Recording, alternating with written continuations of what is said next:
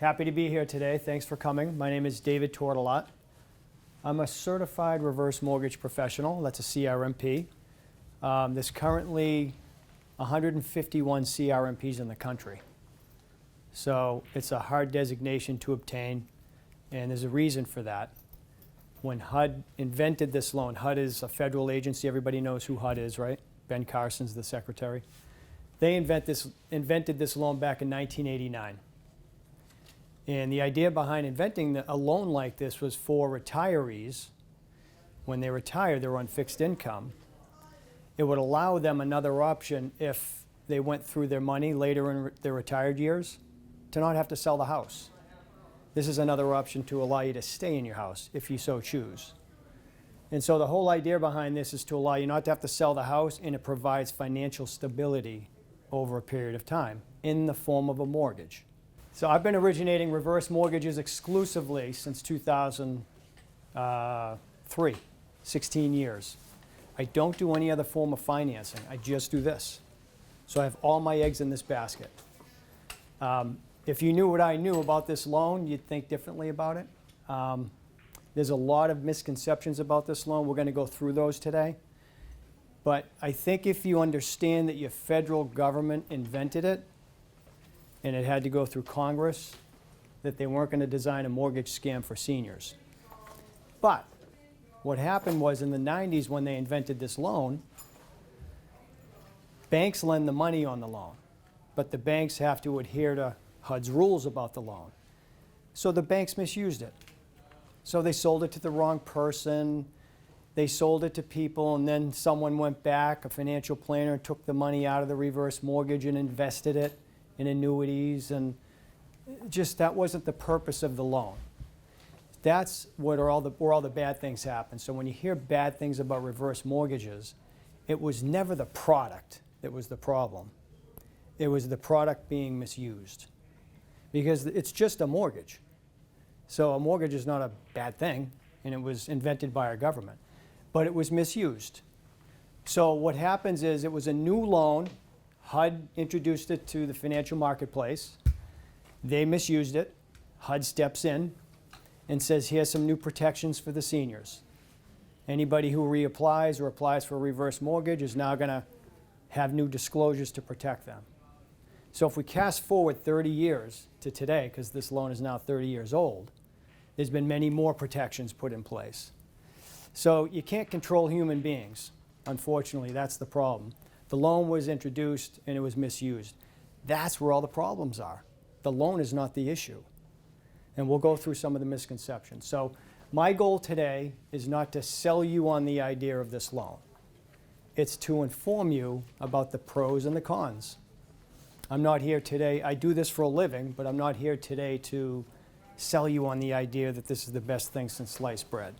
This is not a loan for everybody.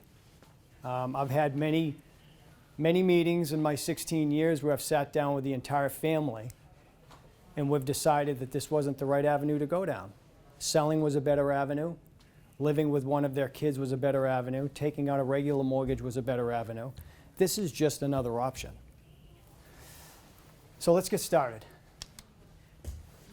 So the basic overview is going to be, we're going to talk about some of the trends that have caused this loan to go mainstream over the past 30 years. Some of the concerns seniors are facing. I'll define what a reverse mortgage is, what its definition is, how to qualify for a reverse mortgage, what the benefits are, how you get a reverse mortgage, the costs. I'll tell you right now, these loans are expensive. You've heard that probably, right? Those loans are expensive. We'll get into why. Common misconceptions and the common uses of the proceeds. So these are some of the common trends. They're common sense. You've probably heard them before. There's 10,000 people every single day turning age 65 for the next 10, 15 years. That's an enormous population of people. So back in 1989, when HUD invented this, they were looking into the future and realizing that this population, the boomer generation, was coming of age, and they weren't all going to have the savings they needed to stay in their house. So this was an option. They said, well, if we put this in place now, this can be another option for them to consider. Seniors are living longer. We have pills that keep us around longer than we did 20, 30, 40 years ago. So we're all living a little bit longer, living a healthier lifestyle. The desire to age in place, not in a nursing home. I sit down with families and the kids want to grant their parents the wishes of, please don't put me in a nursing home. Try your best to keep me here. And a reverse mortgage can be a way. You set up the reverse mortgage and you pay for the in-home care to come to your parents' house. Looking for alternative ways to supplement income. I meet with families and conversation might go like this. Well, I bring in about $2,800 a month in Social Security income and $2,400 goes out to pay bills. I don't want to sell my house. I want to stay here.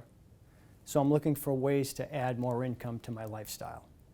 So reverse mortgage can fill that need. And, you know, we just touched on this, but when these loans were first introduced by HUD, it was a safe mortgage, but it was misused. And so now there's disclosures in place and protections in place that you can't get through the process without being protected. Whereas before, you could go through the process and an individual could scam you to take your money out of your reverse mortgage and give it to them and have them invest it. That can't be done anymore. So when I sit down with families or just the borrower, I always ask them, why are you looking into a reverse mortgage? Because it's important for me to know that. And the answer to that question is there's hundreds of them. But these are some of the answers that I get. Well, my health care costs are always going up, but my fixed income is not going up. It's going up very slowly. Cost of living, property taxes, homeowners insurance, prescription costs, all those things always go up and your income doesn't keep pace with that. Maintaining the home expenses, property charges, homeowners insurance, raking the yard, cleaning the house, all those things, they catch up to you. And retirement savings, if you have it when you retire, that usually gets stretched out longer because you're living longer. So if you're on fixed income, you tend to tap into that, and it runs out at some point if you live long enough. And then we're in a very low interest rate environment. So if you had savings and you were taking a check or a dividend from that portfolio, the interest rates are not as favorable as they were prior to 2008. So that's just another way of saying, well, my income from my portfolio used to be $1,500 a month, now it's $500 a month. So I'm looking for a way to offset that $1,000 difference. So what is a reverse mortgage? Plainly said, it's really just a way for homeowners that are 62 and older to borrow money from their home, just like a regular mortgage, but not have a mortgage payment. So there's no mortgage payment obligation with a reverse mortgage. You borrow the money now and you pay the payments back and what you borrowed in the future when you don't live there anymore. When you borrow money on a regular mortgage, you borrow money from a bank and you agree on a term, 30-year loan, 20-year loan, 10-year loan, and you pay them back every month for that term, and you pay back principal and interest. So reverse mortgage doesn't, hence the name reverse, the financing process is flipped backwards. So you borrow money, but the bank pays you your money instead of you paying the bank a payment back. That's why they call it a reverse mortgage. May I ask a question? Yeah. When you decide to sell your home, you pay back what you borrowed? Mm-hmm. If you get more for your house, you can keep that? Absolutely. Any remaining equity in the house when it sells goes to you. So if you did a reverse mortgage and you decided to sell after you took out the reverse mortgage, you can do that. There's no penalty to get out of the loan. And if there's money left, sale price minus what you borrowed, that's yours. Okay. It's not shared with the bank. It's not the bank's. One of the most common misconceptions is, oh, aren't reverse mortgages those loans where you don't own the house anymore? You turn the house over to the bank. I don't know where that idea came from. But you're just refinancing your house when you do a reverse mortgage, just a different type of a mortgage. But there's a closing, you sign paperwork, there's an appraisal that's done, and the title stays in your name. It doesn't transfer out of your name. It goes down on the registry of deeds in your name. So it's your home. I want to touch on this right away. If you see this fine print right here, there's no mortgage payment. When a mortgage payment consists of principal and interest, sometimes it consists of taxes and insurance too, escrow. You must pay, if you do a reverse mortgage, your property taxes, homeowner's insurance. That's your obligation. So that's important to know. A lot of times these are pitched as, there's no payments. Well, there's no mortgage payment, but there's still property charge payments. So you have to keep up with the obligation of a reverse mortgage borrower is to make sure they keep their property taxes and homeowner's insurance current and keep the property maintained. That's it. And then you get to stay in that house the rest of your life as long as those obligations are met. And there's no expiration date on these loans. The loan gets repaid when you no longer live in the house. So the age could be 120, 105, 70. It's when you no longer live there. That's when the loan becomes due. So it's a federally insured and backed home mortgage allowing seniors to borrow part of their home's value. And it's a sliding scale between 45 and 70% of your home's appraised value. So a 62-year-old would get 45% of their home's value. A 70-year-old would get somewhere in between 45 and 70%. If you hit 88 years or older, you get the max of 70%. So if I use some simple math, if you have a $400,000 house and you're 62, you can borrow about $180,000, $190,000. If you're 90 on that same $400,000 house, you can borrow about $280,000. So it's all based on your age, not your income. When you borrow money with a regular mortgage, it's based on your income because you're making a payment back to the bank. That's what they're qualifying you on here. Here, you're being qualified on your age and your home's value, not your income. So the loan, like I had mentioned, is paid back when all borrowers no longer live in the property.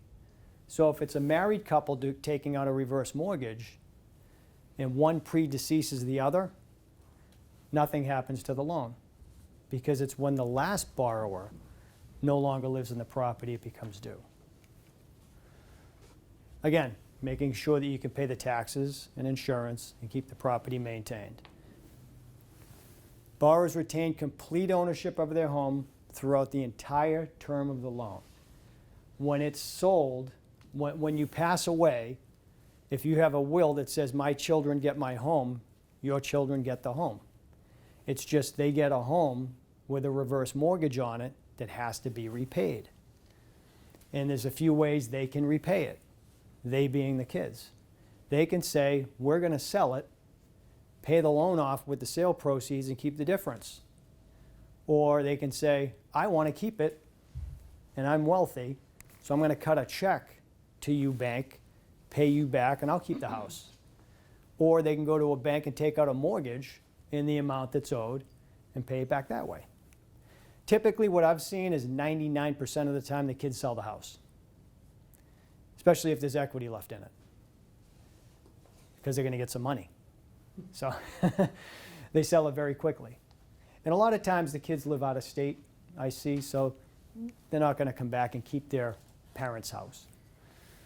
A reverse mortgage can be used, and not a lot of people know this, to refinance the house you live in. So that's the home you're in, and you're looking for a way to supplement your income, and you want to borrow some money so you can do that. You can also buy a new home and take a reverse mortgage out on that. So if you were living in a house that was maybe too big for you right now, and you were considering selling, you could sell that, get your money, whatever that net proceeds is going to be. Now you don't have your house anymore, and now you're going to go look for another new property to live in, maybe a condo or a smaller ranch, one-level living, easier to age in place. And you can take a mortgage out on that when you purchase it, a reverse mortgage. And your down payment will come from the proceeds you got from the house you sold. So you get the new house with no mortgage payment, and you hopefully get to keep some of the money from the sale of your house. Keep that in the bank. There's a few slides that will illustrate that as we move on here. Quick question? Yeah, before we move on, you say that as we have to continue to pay our real estate taxes. Yep. Homeowners insurance, that all makes good sense. But maintaining a home, what happens if somebody is just lax in taking care of, say, it needs a new roof, and they just never thought about putting a new roof on. Now they want to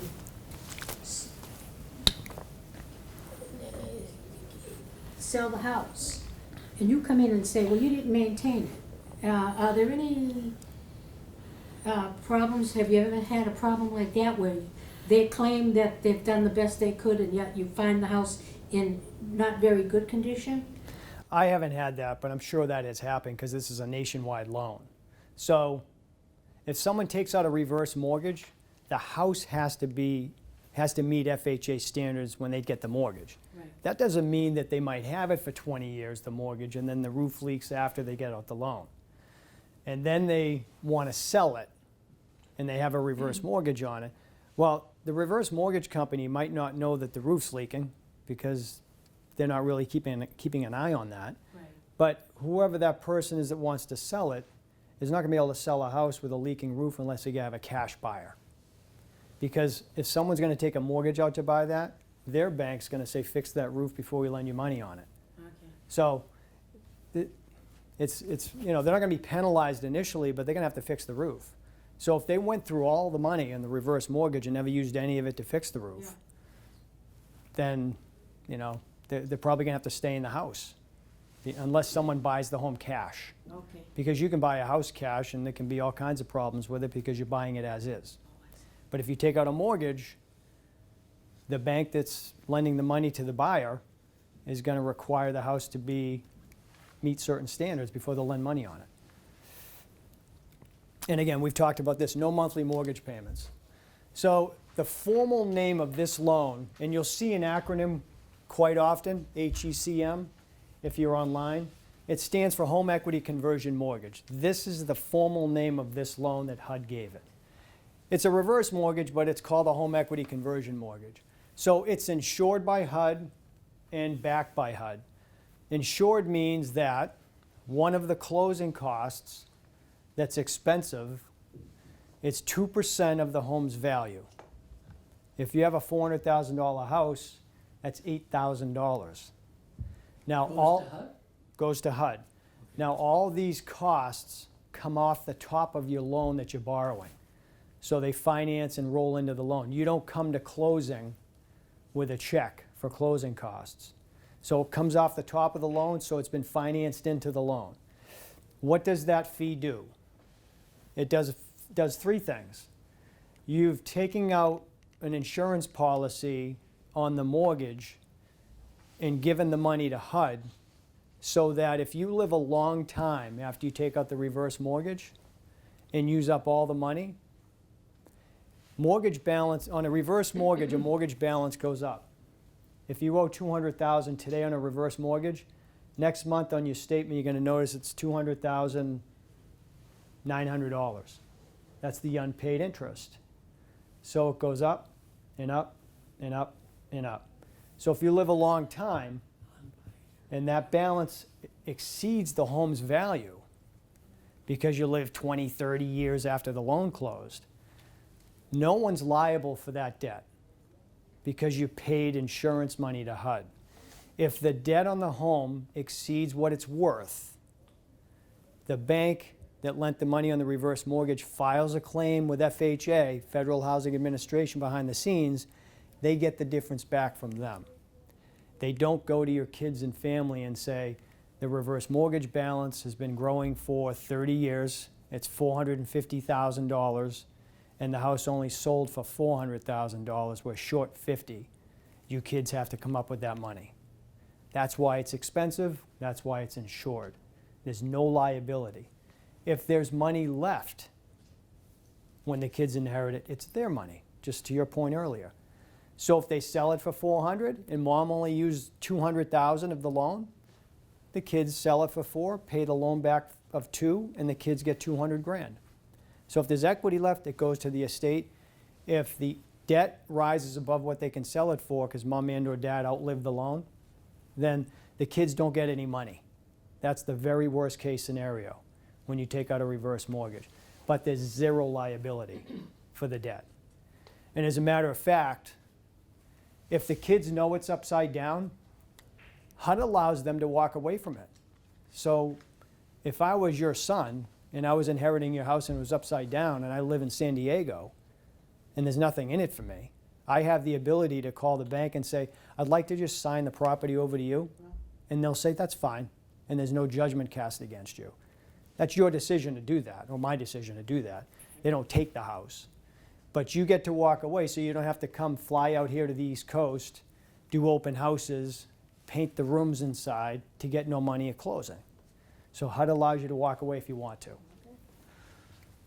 And the backing, the other part of it is if you have money that's coming to you monthly, a monthly payment, or a line of credit that you're drawing from the reverse mortgage to help supplement income or pay for in-home care, whatever it is, because you pay that insurance fee, regardless of what's going on in the world, World War III, housing market crashes, stock market crashes, your money's always available to you because you paid for that guarantee. So they can never say, I'm sorry, sir, we're in a world crisis here. I know you want to take $10,000 to fix your roof. You can't right now. We're going to wait until things sort out. You get to take the money because you paid them. And the other thing is, any unused money that you haven't borrowed, it grows in value, and that's guaranteed to grow in value too. And that's a little bit, you guys are probably saying, what? But any money left that you haven't borrowed increases so you can borrow more. And that's guaranteed to grow too because of that fee you're paying. The backing part is HUD says, because HUD doesn't lend the money, by the way, just so you know, HUD invented the loan and banks lend the money. So I'm really a facilitator of the HUD reverse mortgage program. I adhere to all their rules. There's one manual, no one can make exceptions. Anytime it's underwritten to HUD's rules. And if we don't underwrite to HUD's rules, guess who won't get the insurance claim back? Us. Because they don't just pay us back. They take the loan file from the closing and try and find I's that weren't dotted and T's that weren't crossed, so they don't have to pay the claim, like any insurance company. So we always have to adhere. So if the bank goes out of business during your lifetime, it's okay. HUD's going to take the loan over and service it with their own servicer, and it'll be seamless to you. You'll have no interruption in your payments or access to your loan, and there'll be no change in your terms. So HUD insures it and they back it. So the government stands behind the loan, 100%. You're paying for that. You just have to know, so you have to understand this is an expensive loan. Why is it expensive, and can I justify that? Sure, my kids aren't on the hook for it, perfect. I'll pay a little money for that, and it's not coming out of your pocket.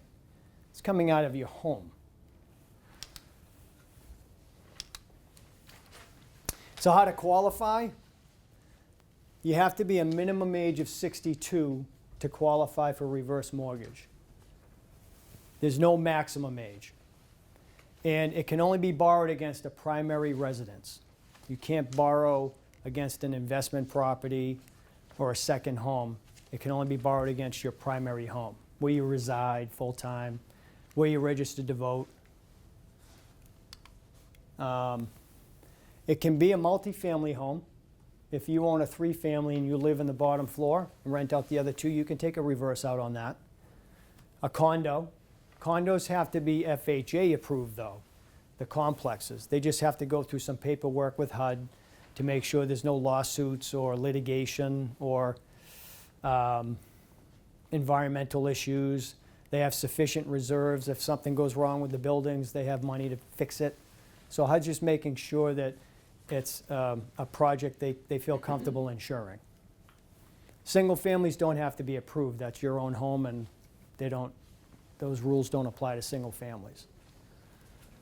So the amount you borrow is always based on the youngest person's date of birth that's on the title. Got to be age 62 or older. So it's the youngest person's date of birth, the home's appraised value. An appraiser goes out and places a value on the property based on what's been selling in your area that's comparable to your home, square footage, acreage, condition, things like that. Benefits is no monthly mortgage payments. There's never a penalty to get out of a reverse mortgage if you get into one. So if you take one out and 5 years goes by and there's a life occurrence that happens where you have to leave the home and go help out a family member down south and sell it, that's okay. You just sell it, you get what the difference is. But there's no penalty to get out of the loan. And the loan is not due until the last borrower leaves the house, period. So there's no expiration date. You could be 125 years old and they don't knock on your door and say you got to go.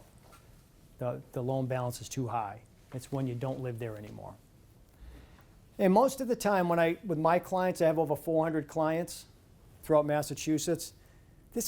Seems to be what most of them say several months after the closing. I just feel better. I feel like I have access to some cash if I need it, if something comes up. I'm not afraid if the car breaks down. I have something to fall back on. Peace of mind. That's really what most of them, they just get a better feeling. And they get to stay in their house. Common uses, increase monthly cash flow, pay off existing mortgages. This is another misconception. A lot of folks think that you have to have a mortgage-free home before you can apply for a reverse mortgage, and that's not true. You just have to be able to borrow enough money on the reverse mortgage to pay off any existing mortgages you have. And if the equation works out, then you can do that. And the benefit there is that if you have a mortgage on your home, that has a payment, and you pay it off with a reverse mortgage, whatever that payment is, you no longer have. So if you paid off a mortgage of, say, $200,000 and it had a $1,500 a month mortgage payment, and you refinance it with a reverse mortgage, you're going to save $1,500 a month in cash flow, because you don't have a mortgage payment anymore. So this is a very common scenario here. So if you had a $200,000 mortgage, like you say, Mm-hmm.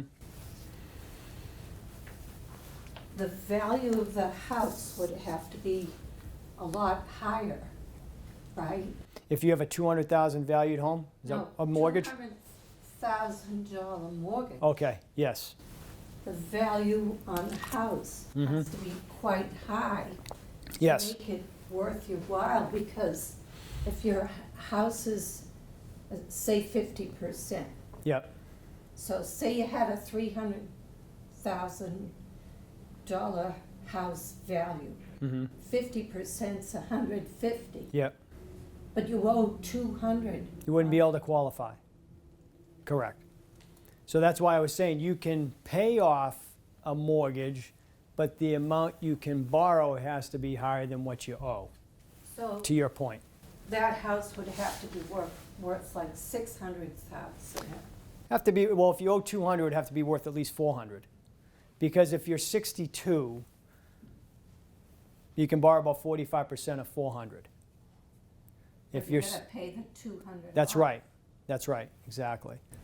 So there's a formula to find out if you even qualify. That's right. Yeah, it's very simple. If someone calls me and says, hey, I'm looking into a reverse, but I'm not sure if I qualify, I'll say, what's your date of birth? What do you think the value is? And what do you owe? In 2 seconds, out comes what you qualify for the reverse, and then down below it says, oh, we're short $28,000, or we have an extra $10,000 left, we have enough to pay that off. So it's very simple to find that out. Easy. Would you do that after you finish the Yeah, presentation? Absolutely, yeah. I'll Okay. do that for you. So I have folks, I sit down with families and they've decided that their house is easy to live in. It's one level living and they want to stay there the rest of their life. But they need to make some modifications, such as widening the hallways One of them might be in a wheelchair. Making the bathroom handicap accessible, you know, holding bars and roll-in showers and such. You can set up a reverse mortgage and do all those modifications and pay for it that way so mom and or dad can age in the house they're in. Just make it, and maybe build ramps outside, wheelchair ramps, so the money can be used for anything. Well, what if you just wanted to update your condo, for instance, you know, new bathrooms, Yeah. new kitchen? Yeah, you can use the money. There's no restrictions on the use of the money. Absolutely no restrictions at all. I would like just to go back Yeah. to the page before this, where you said loan is not due until last borrower leaves the home. Now, I'm single, no children. Yeah. Now, say in the next couple of years, my brother needs a place to live. He comes to live with me, and then I get very, very sick and have to leave the home and go to a nursing home. I think I know the answer to this already, but obviously he's gonna have to find someplace else to live? Yep. Okay. Well, he doesn't have to. If you're leaving the house to him, if your will, your house is going to go to whoever you're willing it to. Okay. He might be living there. If you're willing it to him, then he owns the house, but he's got to pay the reverse mortgage back. And if he doesn't have his own money to pay it back, then he's going to probably have to sell it. Okay. But if he sells it, the loan gets paid off and he keeps the rest of the money between what he sold it for and what you owed. Okay. But yeah, he would be, he's not an owner, he's not a borrower. No. So, Yeah. well, actually, he is an owner if you will it to him, If I but will it's it got to to be him. paid back. Yeah. Now, if, let's say, for example, you only owed 50 grand because you really never used all the money, you just had it there for emergency use and you just didn't access it. Yeah. And maybe he has 100 grand and he wants to keep the house. He could cut a check for 50 and keep the house. Okay. So if he has his own money, yeah, there's ways to do it. Or he could go take a mortgage out with a local bank and then pay the reverse mortgage bank off with that new mortgage, a regular mortgage. All right. Thank you. Yep. Medical expenses, prescription costs, those are just other things that people take this out for. In-home care, that's a very popular one. I'll sit down with the families and they want to keep mom and or dad home. They'll set up the line of credit, hire an in-home care company, figure out what the monthly bill's going to be, and take money from the reverse mortgage and pay for the care in their house where they're most comfortable. Home repairs, you can do like you were talking about.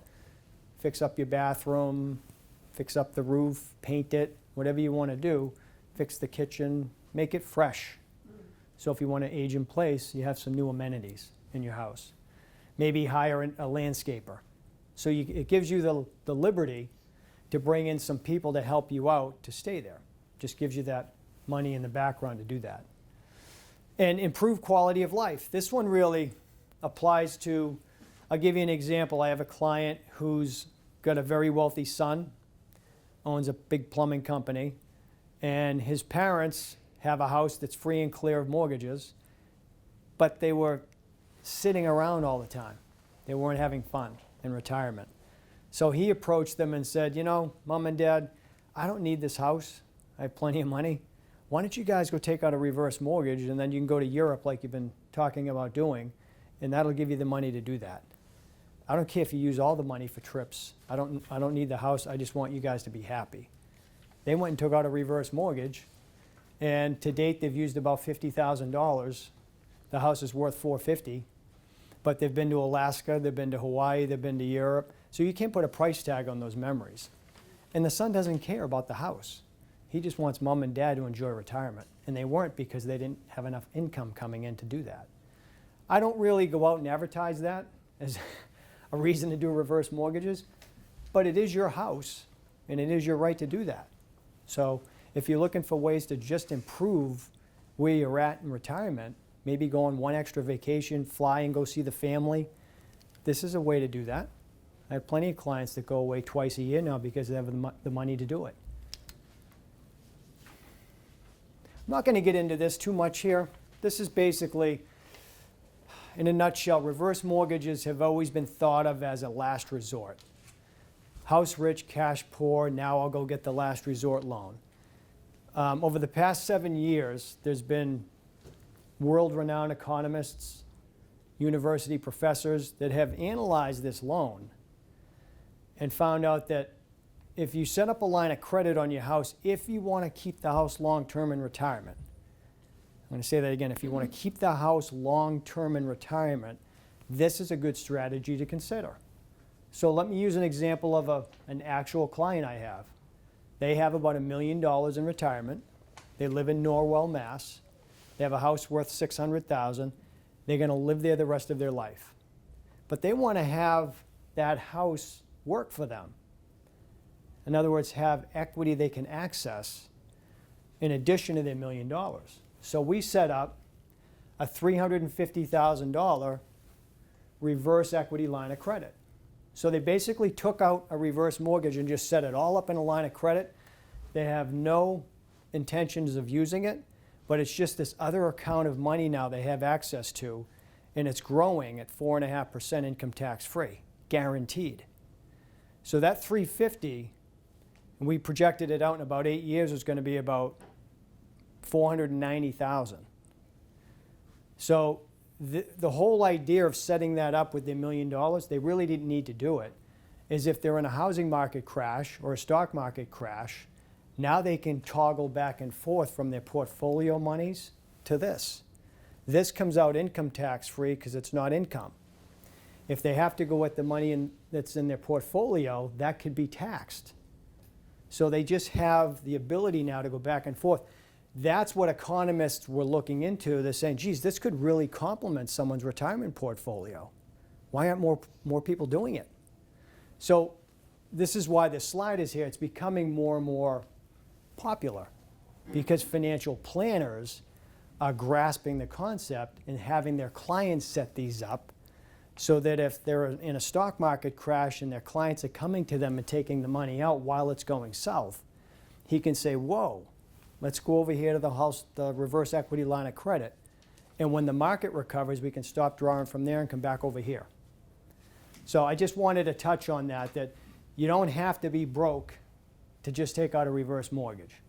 It can be used for any type of strategy. If you want to delay Social Security, if you're 65 and you want to wait to 70, you could take this out, figure out what the payment difference is, and take that payment difference until age 70, then take your Social Security. There's many different ways to skin the cat. You just have to be creative. So this is the purchase. Remember we talked about you can buy a house with a reverse mortgage? These next 3 slides are going to illustrate an example. So let's say you live in this house and you and I sit down and I say it's a beautiful house and by all means we can do a reverse mortgage on it. But wouldn't you rather get rid of this big yard and cut the grass, maybe downsize, get to a smaller yard, get to a one-level living ranch, maybe a smaller electric bill, maybe a place where the property taxes are less? And you say, yeah, sure, I'm open to that. So I'll take a scenario, 70-year-old woman. This house is worth $400,000. There's no mortgages on it. And we're going to sell that house, and we're going to look for a ranch that's maybe $300,000. It's not in disrepair, that's in good condition. So it's move-in ready, it's got some updates in it, and so forth. Okay, so the next slide is going to use an example of what she's going to net out and buy the house without a reverse mortgage. This is a traditional way that when people want to downsize and they sell that house, this is normally what they do. So sells it for $400,000. It cost her $20,000 to sell it because realtors get about 5%, right? So no matter what you do with your house, I guess the moral of the story, it costs you money. So you either pay a realtor when they sell it for $20,000 or you stay there and do a reverse for $10,000 or $15,000. It kind of works out the same. So the net of selling this house is $380,000. The $400,000 minus the $20,000. We're going to buy the new house with what you walked away from your existing house.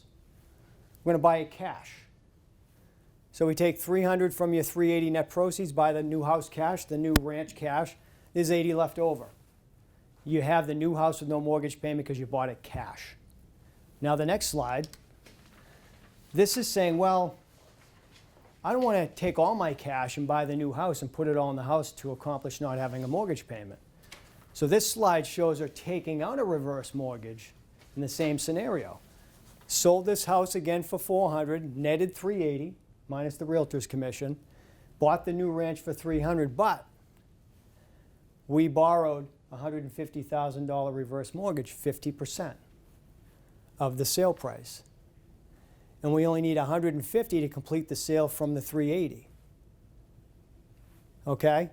So we have the new house, no mortgage payment, and we have $230 left in the bank from the $380 because we only needed $150 down payment.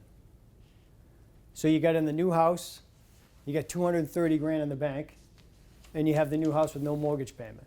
So you accomplish the same thing. You have a mortgage that rises, but you don't have a mortgage payment.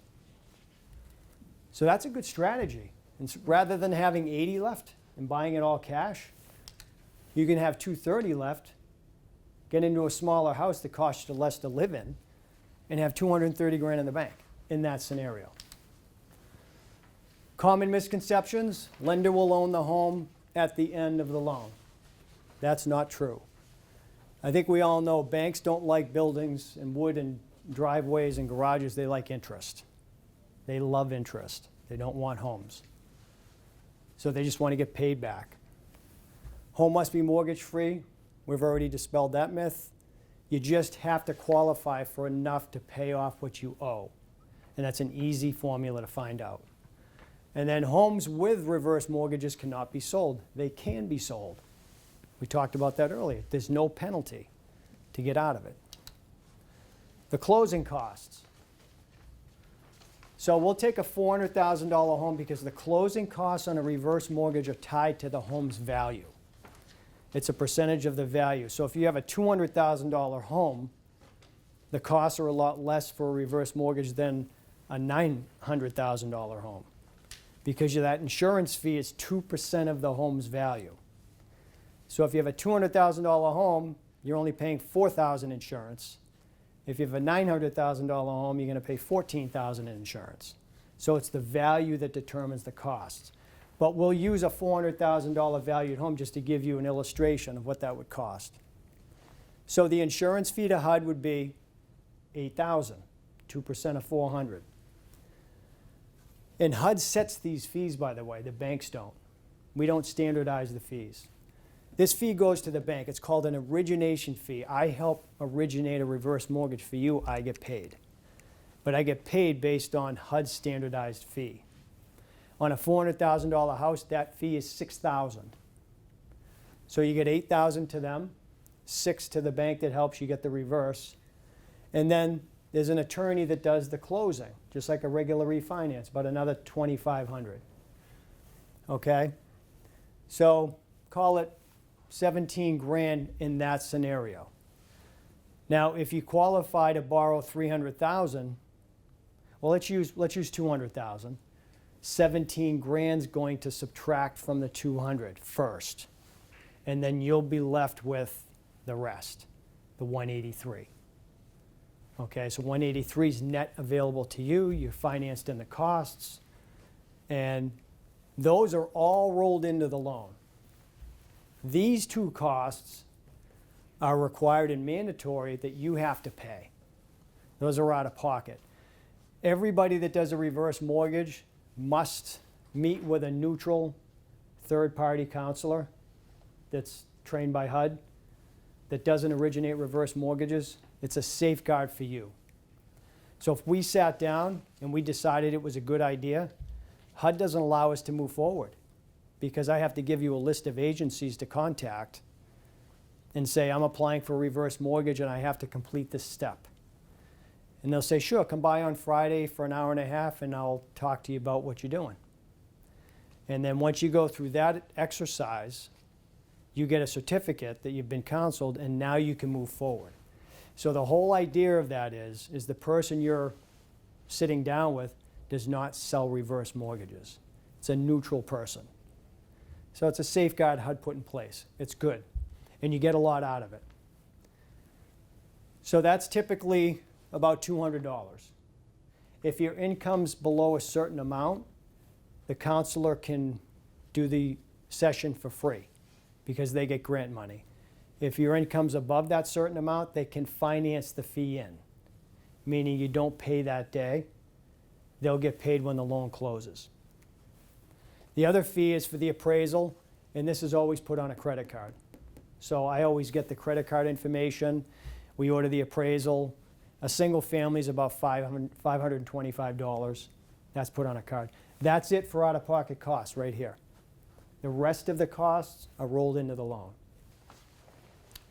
You don't ever have to call me. I'm a resource for the COAs that I deal with.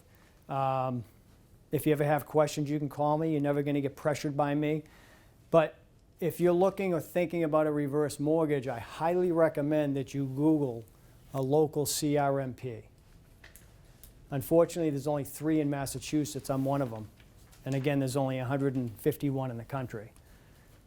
A CRMP has to be in the business a minimum of 3 years to qualify. They had to have closed at least 50 transactions. And they're vetted out, background checked by the Mass Division of Banks. And you have to go through a committee. They have to look at your resume to make sure you're worthy of, your reputation is worthy of carrying the CRMP designation. And I have to do 8 hours a year of continuing education to maintain it. And if something happens this year, a felony, an OUI, a bankruptcy, they can strip the CRMP away from me next year. So the whole idea from your perspective is that you now have a pool, it's a very small pool, of individuals that you know have been vetted out annually. They're not criminals. They've been in the business a long time, and they're the gold standard. And they're educators. You don't get the CRMP if you're going to go out and sell these things to people. It's just not, you're not going to have your CRMP for long. So look for a local CRMP you can build a relationship with that will come out to your house face to face. Don't ever do this over the phone, a transaction. There's way too many variables. So you sit down, you get educated with someone specific to your situation. Today is general. When I sit down with people, we talk about just their situation and whether or not this is even the right thing to consider. Selling might be a better way.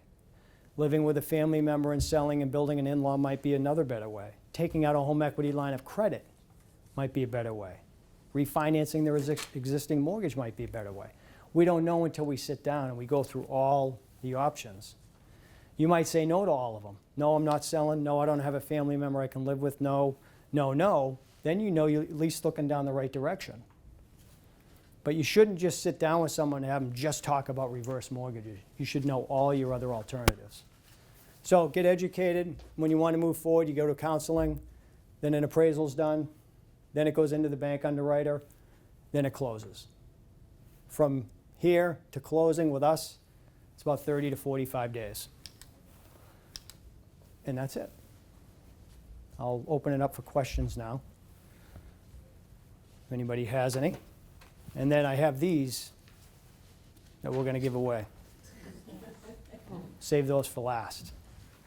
And you have to split the money with me if you win. Any questions? Did I do a good job? Yes. To keep it simple? All right. So let's give these away then. Very nice. So I'll ask a question, and I'm going to let Tamara say whose hand went up first, so I can't be biased. Whoever raises their hand first and answers the question correctly gets a scratch ticket. We have 3 chances to win. So let's see. We'll do a multiple choice. When you pass away and the house is upside down, who's responsible for the debt? You got to wait till I go through each answer. Is it A, the children, B, the bank, or C, HUD? HUD. You got it. And you can pick whichever one you want. I'll take all 3. There you go. All right, I'll do an easy one. What's the minimum age required to get a reverse mortgage? 62. Yes.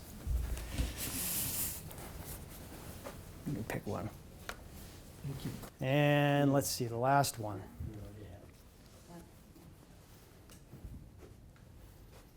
You already have. We'll do another multiple choice. Who would be a good candidate for a reverse mortgage? Someone who wanted to sell their house within 5 years, A. B, someone who wanted to stay in their house long-term and age in place, or C, someone who wanted to sell their house within a year. B, Yes. There you go. Yes. Now, you said, if you have a mortgage on your house, and Never bought one of if these. the house is, say, 300,000 and you owe 200 or more, Mhm. it's not a good idea to do reverse. It's not that it's not a good idea, it's a matter of whether or not there's enough money with the reverse to pay it off. Because anytime you have a mortgage and you take out a reverse mortgage, we have to have enough money to pay off any liens against the title. So it's not that it's Scratch 'em off. because you owe so much, it's a bad idea. It's really more, the questions I would ask are, how long do you want to stay in your house? He said And you would. say forever. Okay, that's a good reason to consider reverse mortgage. Next question I would say, do you have kids? If you say yes, I would say, is it a priority to make sure that your kids get all the equity? Or would you rather take care of yourself, and if they're left with something, great. If not, that's okay. If you say that, that's another good reason. But if you say, no, I want my kids to get all the equity, I would say do not do a reverse mortgage. We don't know. It's a variable. So I have to respect that. I have opinions about it, but I have to respect that. If you're older, I just wanted to know about how long we have to stay in the house. As long as you want. Well, what is it then that you hear about, you've run out of money and now you've got to, that's it, and you've got no place to go? No, that's not true. So I'll lay out a scenario. You take out a reverse mortgage today. 10 years from now, you've used up all your reverse mortgage money. There's no more money to borrow. But that doesn't mean you have to move. But you still have to keep up your property taxes and your homeowner's insurance and keep it maintained to keep the property reverse mortgage eligible. If you no longer have this money to use and you're falling behind because you're using your Social Security only again to pay taxes and insurance and food and prescription costs and bills, and you start to feel the pressure of maybe you're going to fall behind, then you probably want to make a decision at plan B, which is I have to sell. But you're not forced out because you're all done using the money. It's just a matter of whether or not you can afford to stay there with your own income and pay all the bills. But if you sell, you've already used up your money. What are you going to get? Not necessarily. It depends how long you live. If 10 years goes by, you only can borrow 50 to 60% roughly of your home's value. So you have to defer interest a long time to eat up the other 40% of equity in your house. Believe me, HUD's not in the business of paying back. They have it figured out pretty well that if someone's 62, they can lend them 45%, and even if they use all the money today, based on their age, they're betting that they'll be dead before the loan exceeds the value. They can't guarantee it, that's why you give them money. So that's their insurance to pay. They don't want to have anybody in the family be on the hook for the debt. But if you only live 5 years after you take out a reverse mortgage, there's going to be equity left for the family. There's just not enough If you interest that can qualify, defer. I think they need to ask you about the qualifying, because that's what she's trying to get at. Yeah, so if you're, how old are you? Remind me. 90. 90, so you'd get 70% of your home's value. So if your home's worth, you think 300? I think it's at least 300. All right, so 300, so that's 210,000. If you owe 200,000, you have enough money to pay that 200 off and have 10 left over. Just 10,000. Well, the costs are going to eat up the other 10 too, by the way. So So you break even. you break even, but you don't have a payment anymore. So the benefit would be is whatever the mortgage payment is on your mortgage you have, you don't have that anymore. So that's additional cash flow because you transferred that out of a regular mortgage into a reverse mortgage. But you have no more money with the reverse mortgage because you used all of it to pay off your existing mortgage. Plus But you're saving the payment plus the closing costs. So basically. How much do you owe on the mortgage? Roughly 207. 207. And the value of probably 350, 340. Yeah, so you probably, It's. it'd be very 300. close. No, they're not selling. What? 300. There's three condos for sale right there, and they're 300. 300. Yeah. So, yeah, you're probably not going to qualify. It's tight. It's very close. If it's the 340 or 350, is it Yeah, close? because you're going to get 70% of that. Yeah. And then you have enough to satisfy 207 plus costs. Yeah, He's the youngest. How old are you? 86. So you're going to get about 68%. Yeah. So it goes down. They use the younger data. It sounds a little close.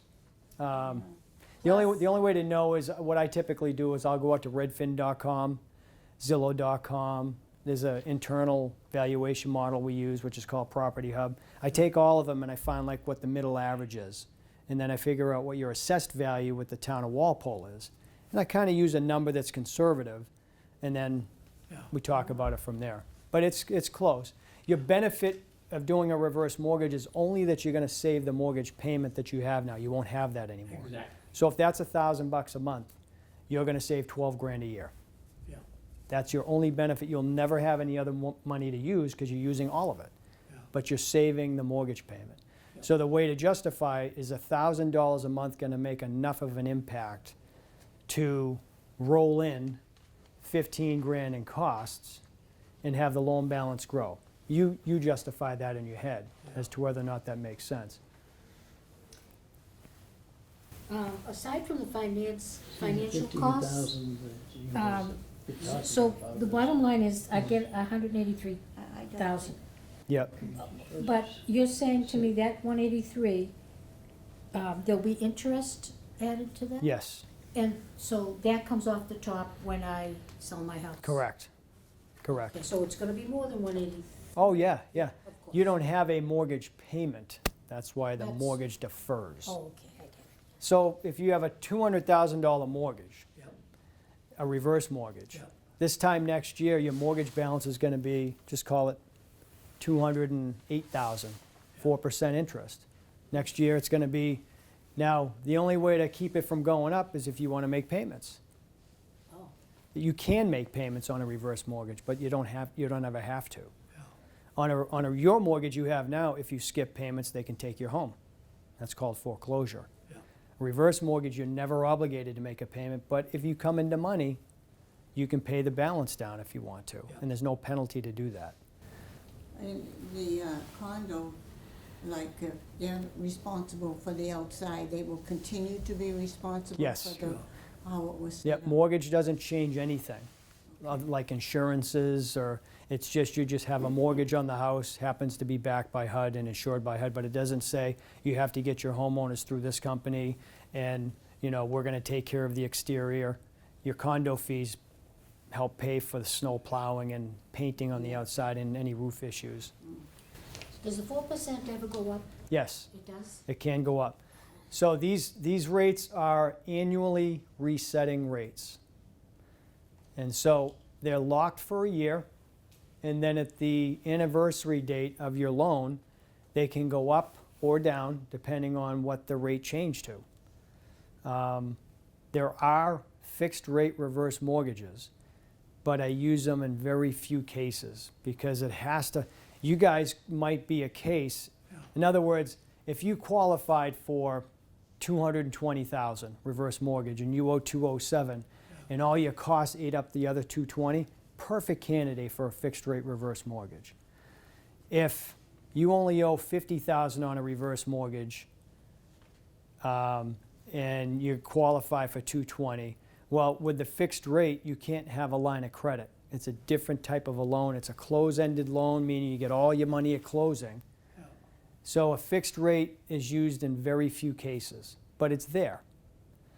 So the variable rate one is used 98% of the time. And it sounds scary because it's a variable rate, but you don't have a mortgage payment, so it's not affecting your cash flow. It's affecting the deferring interest on the outstanding balance. But it's not affecting you personally.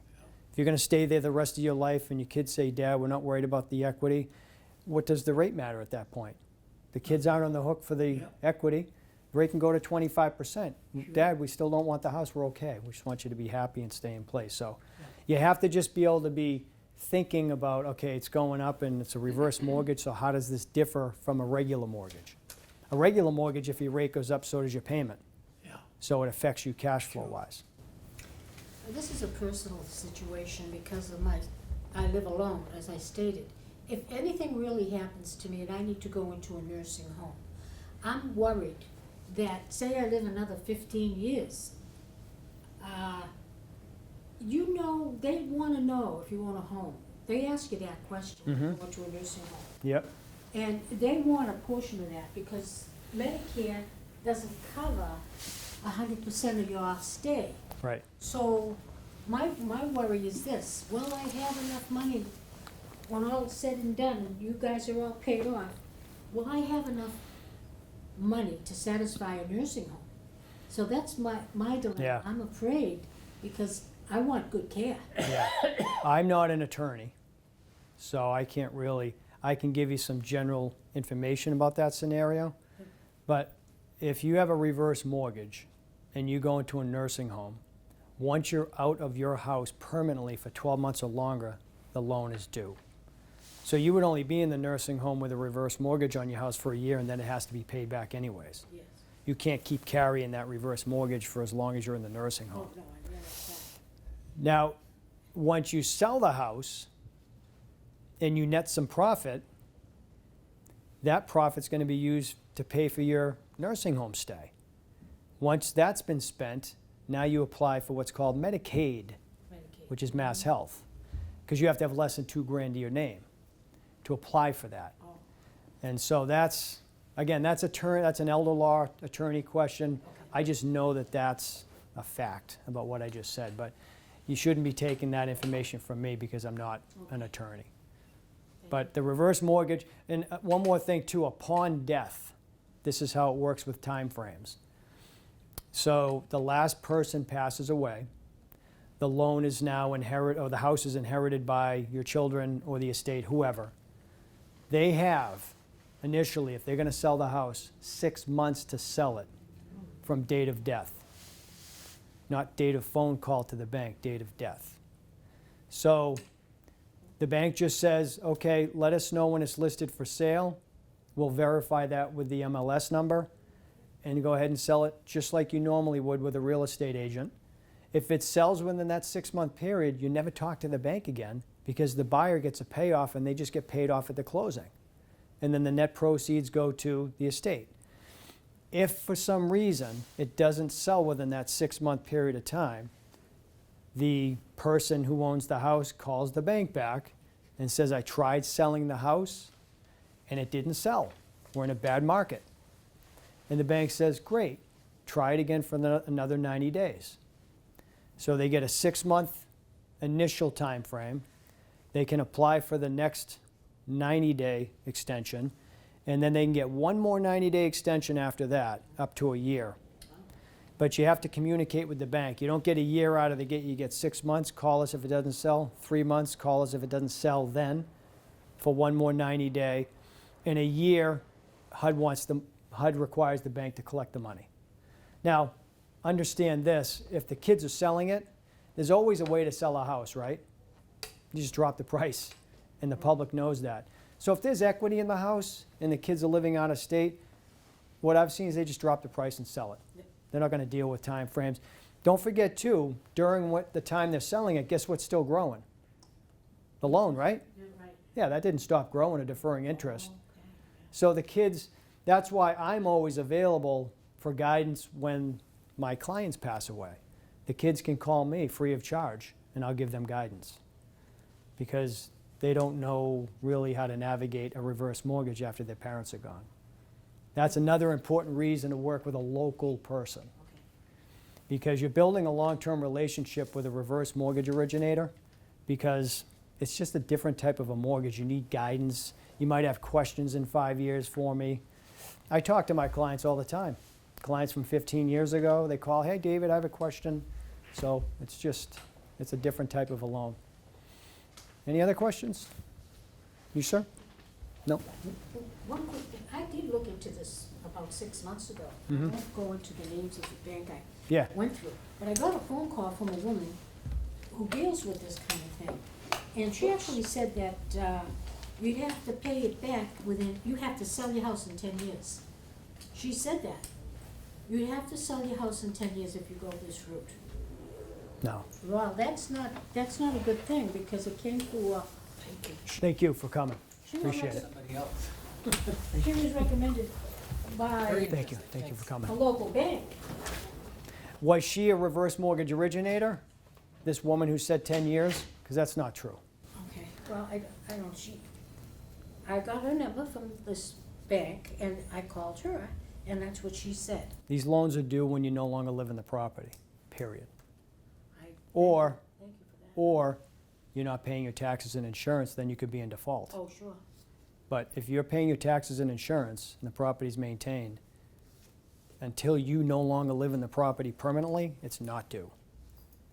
That's the HUD rule. Well, I'm glad I So didn't- 10 years it's due, and that's misinformation. All right, Yeah. I'll let the proper people know about that. Yeah. That recommended. It doesn't sound like you got that information from someone who's in the business like me. All right. Sounds like it maybe could have been an attorney, that maybe hearsay type of thing, or, because I've never even heard that, Gee. someone say that. It's not true. I got in a conversation with somebody about it right after that. She said, 10 years, that's not true. I said, well, why would they tell me that? It's not true.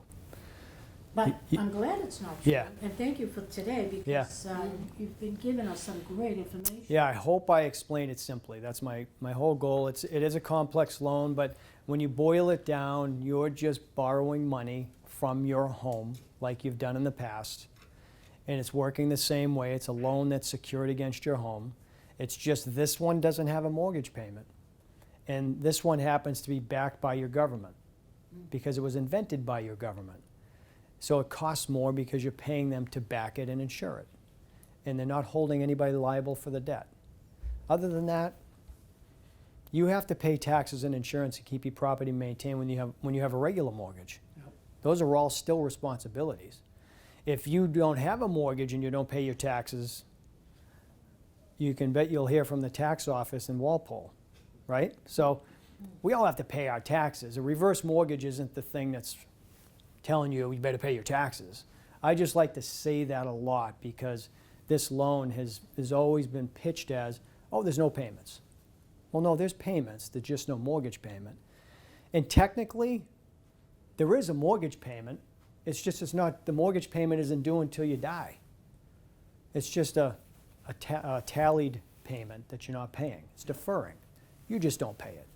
So technically, there's payments. You're just not making them. I just wanted to say, my brother lives in Quincy. He has reverse mortgage, he has Parkinson's, so he's gone through quite a bit of money. But everything he's saying is true. It's, I learned a lot more today. Yeah. But when he first was applying, he had to fix a lot of stuff at the house, railings, Yep. safety things, painting, roof stuff.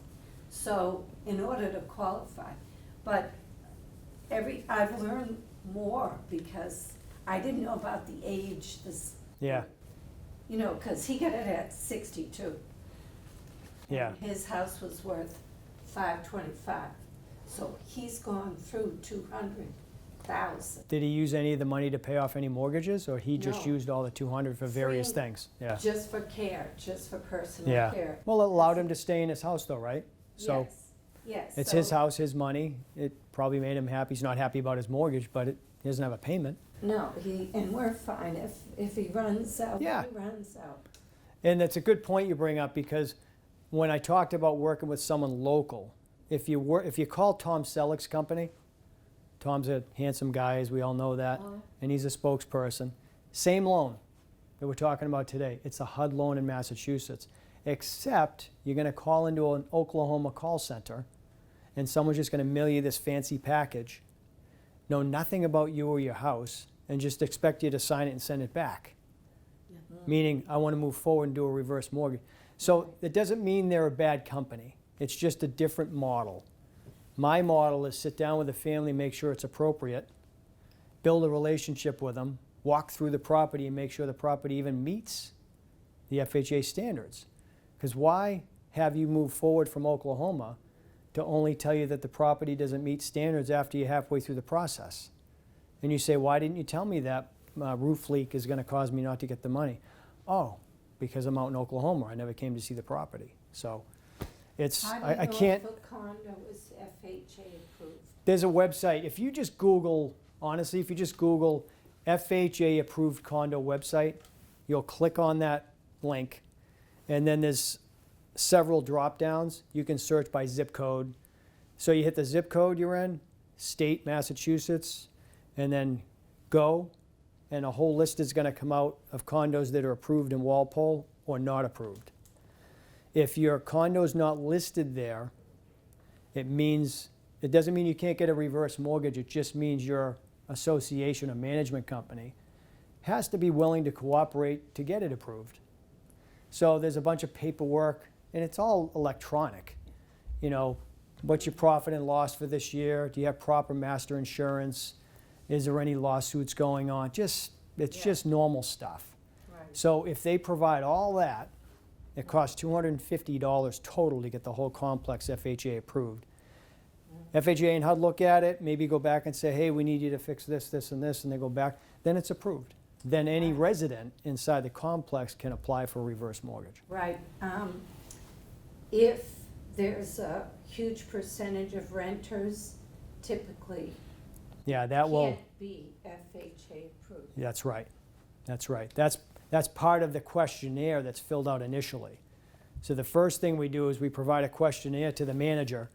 They yes, no, yes, no, yes, no, yes, no. And if there's some yeses that need to be no, then we know right away it's not going to qualify for FHA approval.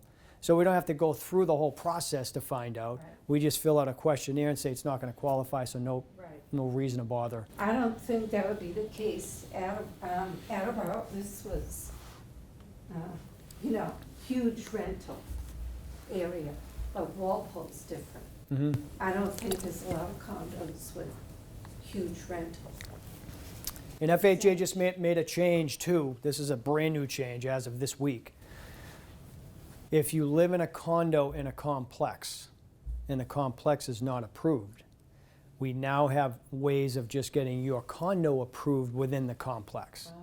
But there's still a questionnaire. Yeah. So it's just, we can do a much more simple process of doing one unit. The rules are so fresh right now, I don't even know them. I don't know what the questionnaire. Okay. I know you got to have at least 10 units or more. I know that because I did attend the FHA webinar. But all these things are coming out now with the lenders, where they're hosting webinars to talk about all the rules. I'm doing one next week on the 22nd with one of my bank partners. So I'll have more details on that. FHA made it sound like, oh, this is going to open up the market for people that are in non-FHA approved complexes.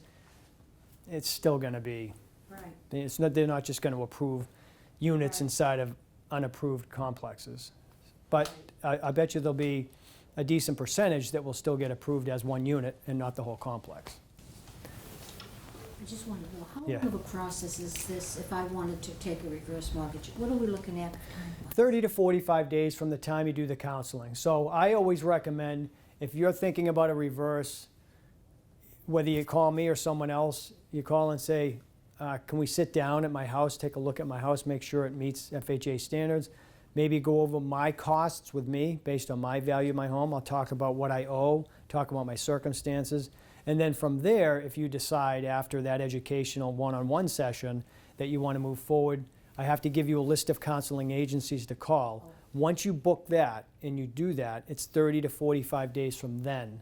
Because we can't formally do anything until you complete that. Yeah. We can meet at your house and talk about things, Yes. but formally we can't sign paperwork or anything like that until you complete the counseling. Wow. So 30 to 45 days, That's good. that's a protection. Yeah. So you don't have people going out to your house and selling you on it and moving forward that day, signing paperwork. HUD wants to make sure that we have your best interest in mind. I do, but I can't speak for everybody nationwide. So that's why the counselors are in place. And I just want to confirm, they're extremely strict as far as taking money. My sister, she is a co-signer on my brother's reverse mortgage, Yep. it has to be his signature alone. And if we want to ask questions, he has to be in the room That's right. and talk on the phone. Nobody can finagle anything. Yeah, they don't. They Yeah. don't fool around. It You has don't to get a be- checkbook and a credit card like you do on a normal home No. equity line of credit. You have to fill out a form. Yes. So if you have a line of credit and you want to get some money, you get a form mailed to you every month along with a statement. So every month you know exactly what your balance is on your reverse mortgage, what your interest rate is, how much you have left in your line of credit. And you get a form, it's called a line of credit draw request form. You fill that out as the borrower, sign it and date it and fax it over.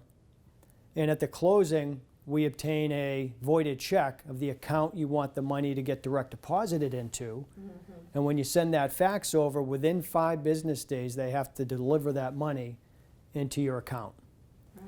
HUD requires, if they send it to you 5 business days or more, they have to pay you a late fee.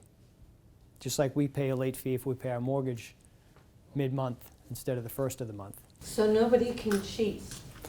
No one can, HUD's behind the loan. You know, the banks offer it, but when the banks are underwriting it, they're underwriting to HUD's guidelines. After it's being serviced and you get your statements, the servicers are held to HUD standards. No bank can foreclose on you without calling HUD and saying, hey, we have a little problem with this couple here in Walpole. We want to foreclose, can we? And HUD says, well, give me all the paperwork and tell me why you want to do that. So HUD's in the driver's seat of this loan. Anytime there's a change in this loan, it comes directly from HUD in a mortgagee letter out to all the lenders nationwide. Say, here's a new rule you have to adhere to starting November 10th. So, and no one can make exceptions because you can make an exception, but if you do, and the loan's upside down, and the lender goes to get the money from HUD, HUD won't give them the money. The bank will be stuck with it. And the bank can't come back to the kids and get it from them. That's why it's very cookie cut. This loan is very Yeah, it's very good. level playing field. Very And I'm not up here to say it's for everybody, but I will say this, if seniors knew everything I knew about the loan, millions of seniors would be doing it because there's millions of people that could use it, but they're not comfortable with it. And they don't come to environments like this to learn about it. So you guys at least came out today to learn about it. Right, Doesn't mean you have to do it. right. It gives us But you're giving something the- to think about. You can't go to a cookout next summer and have someone say, oh, those things don't, and now you can say, well, no, that's not true. It's true. Because everybody believes what they hear in the media. 85-year-old woman in San Diego lost her house because of a reverse mortgage. You know, you have to really figure out what really happened there. And most of those stories end like this. The person who's in the house was remarried to the person who had the reverse mortgage. When that person who had the reverse mortgage lost his original wife, he got remarried, brought a new wife in, or reverse. When that person passes away, the loan's due, right? Right.